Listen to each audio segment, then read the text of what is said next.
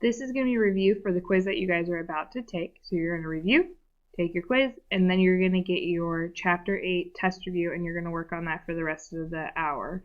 Then you have your test on Friday. So this review we're about to do is for the quiz that you're about to take. So you're going to write this down with me. That way you are ready to take this quiz and it's all fresh in your mind.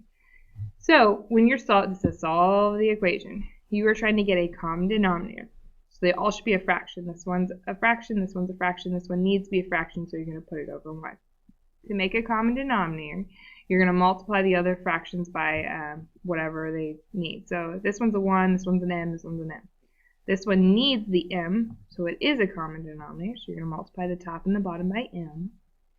This one, it has a 1, but these don't need the 1 because there's an invisible 1 in front. So now that they all have a common denominator, they're all m, they cancel out, and you're just solving the numerator. So 3 times m is 3m equals 3 plus m plus 5.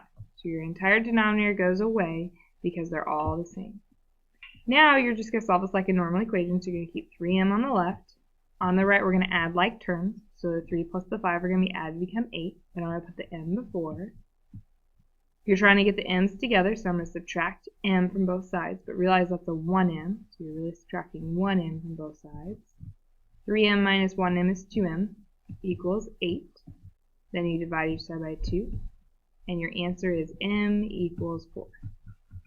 So that's your answer for the first equation. Then we're going to solve the second equation, and you're trying to get a common denominator again. The first one, denominator has x squared, the second one has a 5, the third one has a 5x squared. So the biggest denominator we see is this 5x squared on the very right. That's what we see. So we're trying to get to that, and we're going to see if they'll all have a common denominator if we get to 5x squared. So over here, I have an x squared, but I'm going to need a 5. So I'm going to multiply the top and the bottom by the 5. Now these are the same. Now I'm going to go to the middle. I already have the 5.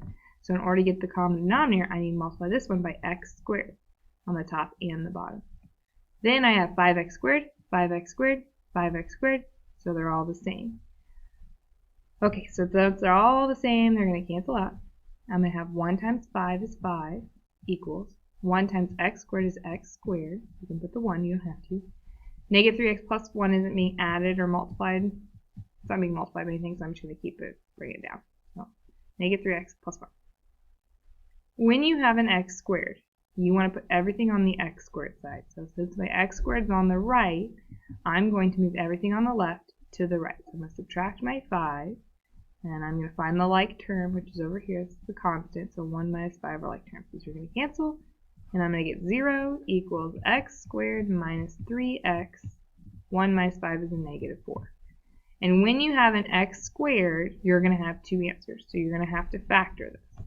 That's where you add to get the middle number and multiply to get the number at the end. 0 equals, here we go, x and x. Start with the number at the end. You're trying to multiply to get 4, so your options are 1 and 4, 2 and 2.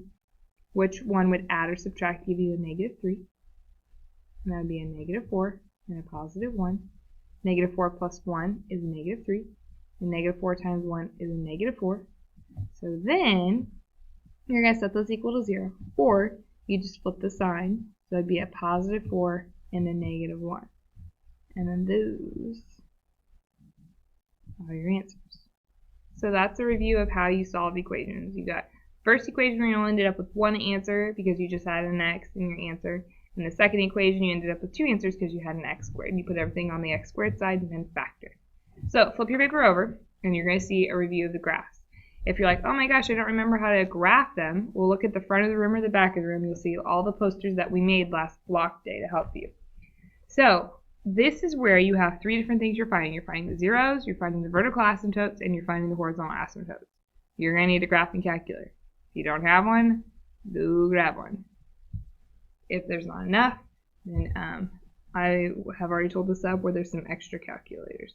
So zeros are found from the numerator. So you're going to take x squared plus x minus 12, and those are going to be set equal to 0 to find your zeros. That's the numerator. Because you have an x squared, you're going to factor. You're going to have x and x. You're adding to get the middle number, which is a 1, and you're multiplying to get the negative 12. So the ways to multiply to get 12 are 1 and 12, 2 and 6, and 3 and 4. So you're going to figure that out. I think it's going to be a plus 4 and a minus 3 for the factors, because positive 4 minus 3, or plus 4 minus 3 is 1, and 4 times negative 3 is positive negative 12. Goodness gracious. So you're going to have x equals, this is going to turn into a negative 4 and a positive 3. Zeros are the same thing as x-intercept, so you're going to plot a point at negative 4, negative 4, and a positive 3. Your vertical asymptotes are found in the denominator, so you take the 4x plus 12, set it equal to 0 and solve. So I'm going to subtract 12, 4x equals negative 12, divide by 4, and my vertical asymptote is at negative 3. That is a vertical line going through the x-axis at negative 3. Remember, you can never cross a vertical asymptote. Horizontal asymptote is where we either have a Bobo, Botten, or DATS-LC.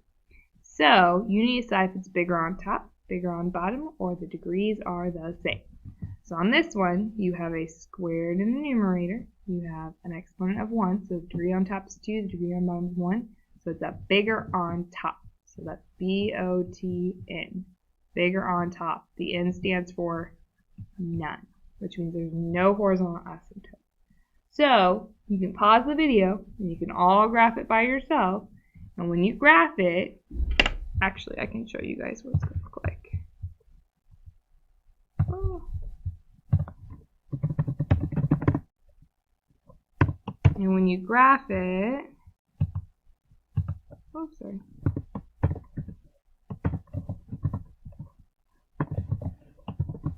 Exactly how you would type it in.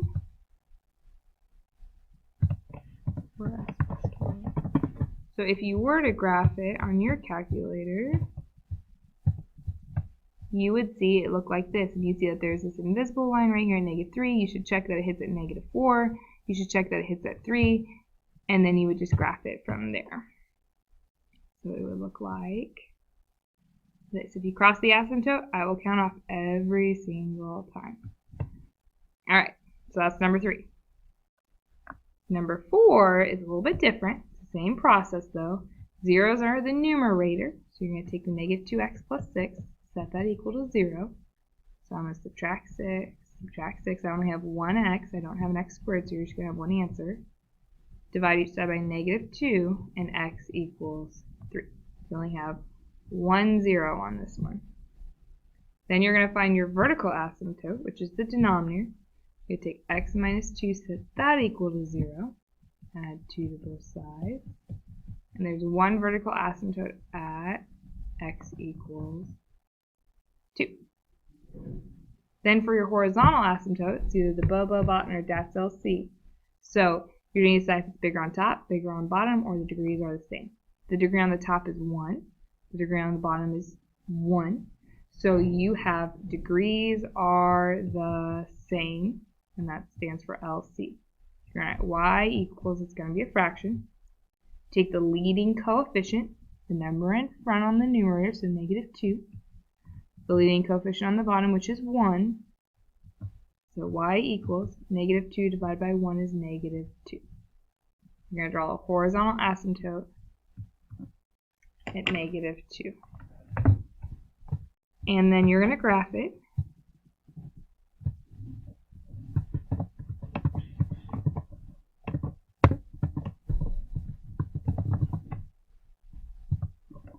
You got to put parentheses around the numerator and the denominator.